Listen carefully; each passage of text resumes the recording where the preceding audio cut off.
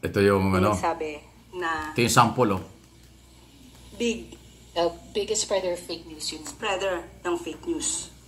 Si Jose Castro. Ang usapan dito ay about the gold reserves. Bakit kailangan baguhin? Nagda-divert ba sila? Yung issue tungkol sa KOJC, nasa korte na to. Kung meron mang kasuhan dito, sa korte ito. Ang pinag-uusapan natin dito, yung sinabi ni dating Pangulong Duterte patungkol sa gold reserves na walang anumang basihan. Yan o.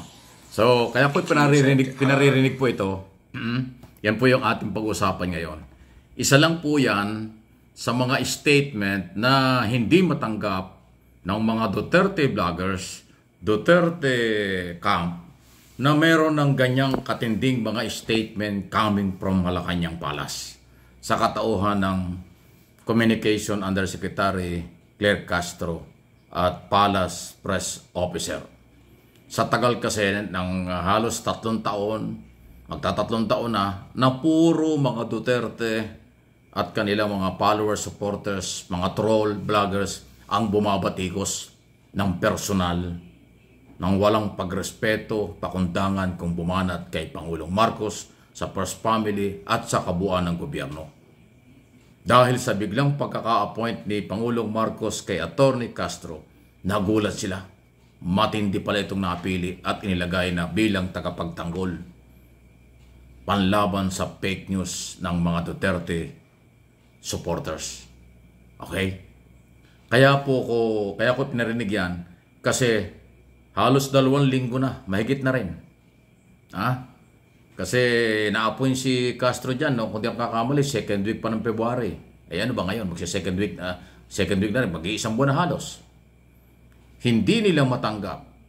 At kung bakit sinasabi kong hindi matanggap, until now, nadidinig ko sa kampo ng mga Duterte, pati mga vloggers nila, pinipersonal na si Jose Castro. Ibig sabihin, wala silang argumento, wala silang pangontra dito sa matapang na mga statement at pagtukoy kay dating Pangulong Duterte na siyang gumagawa ng fake news at walang sapat daw na ebidensya, walang pagpapatunay kahit siya ay isang abogado. Antindi po nun eh.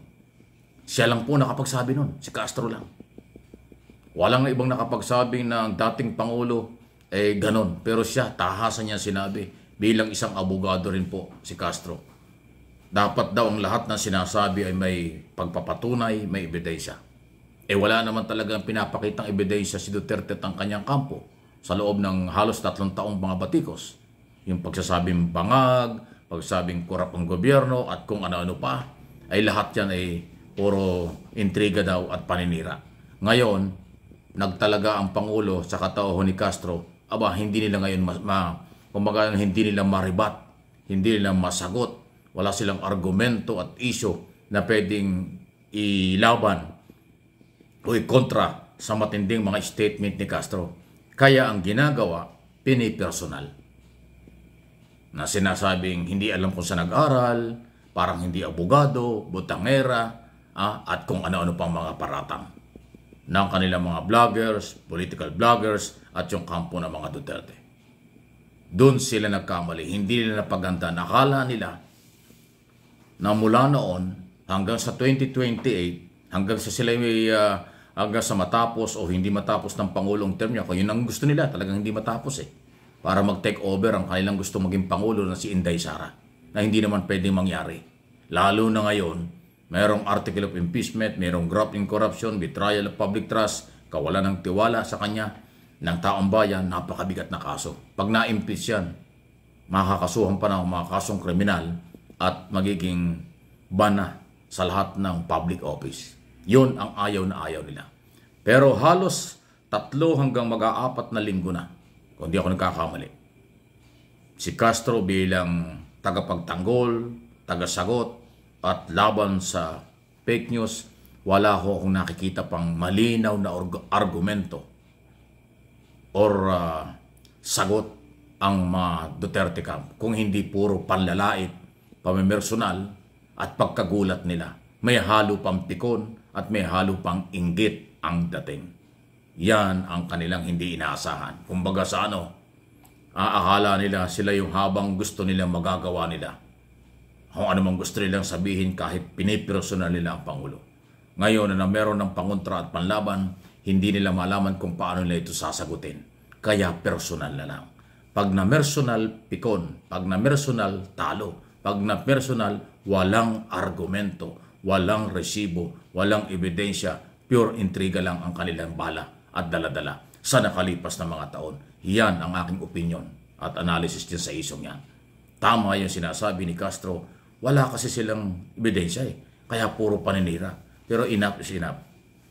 Matagal na kung ginagawa nila yan. Ngayon, sinasagot na ng palasyo ng Malacanang. At yan na nga po, magpapatuloy pa yan.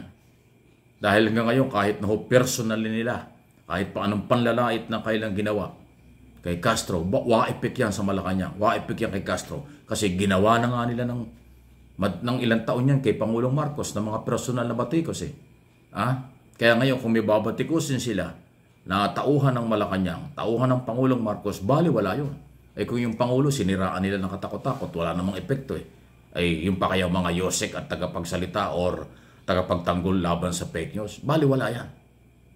Kaya walang makita sa aking pong pananaw, observation, walang makita kung paano nila sanggahin, paano nila iribat, paano nila kontrahin etong araw-araw na mga statement, press conference ni Undersecretary Castro. Maliban doon sa mga official statement mula mismo sa palasyo, sa kanyang regular na press briefing, sa Malacanang press corps, ay yung kanyang social media, tuloy-tuloy din po. Kasama din yan. Kasi hindi naman pinagbawal sa kanya na huwag siyang mag-vlog dahil siya talagang vlogger. So, tinutuloy pa. At sinasabi niya yung kanyang mga statement sa kanyang pag-vlog ay sarili niyang opinion o sarili niyang diskarte yun. Walang kinalaman ng Malacanang. Ang meron lang kinalaman ay sa oras na siya ini-interview sa Malacanang at sa mga interview sa radyo, TV, at kung saan man. Yun ang opisyal. Pero sa kanyang vlog, hindi raw. So, dalawa ang ginagamit ni Joseph Castro na kanyang pag-expose, pagkontra, paghahayag ng gusto niyang sabihin. Isang opisyal bilang undersecretary at Malacanang press officer. At isa naman kanyang karapatan bilang abogada, bilang broadcaster, at bilang vlogger. Yun po ang mabigat. Kaya hindi alam kung anong gagawin until now ng mga Duterte vloggers, troll, baser, at kanilang kampo, even yung mga abogado ng mga Duterte. Wala silang masagot. Meron nga isang abogado dyan na dating sekretary ni Duterte, grabe yung mga hindi naman pinapangalanan siya. Masyado kong makaryak, guilty. Wala naman sinabi si Castro kung sino yung broadcaster na wala siyang pinangalanan, pero itong broadcaster na ito, dating politiko, kung makarayak, ganun-ganun na lang. Parang guilty ang dating. Sabi nga nila, tamaan, bato-bato sa langit, ang tatamaan, bukol. Ayun. Blind item lang, nag-react na. Parang guilty ang dating. Kasi iba yung blind item kaysa sa fake news. Abay, pinagsama niya, parehas yata ang dating sa kanya yun Kaya talagang hindi broadcaster. Parang hindi rin abogado. Ewan ko kung sino yun. Bahala na kayo. Please like and share ng video ito.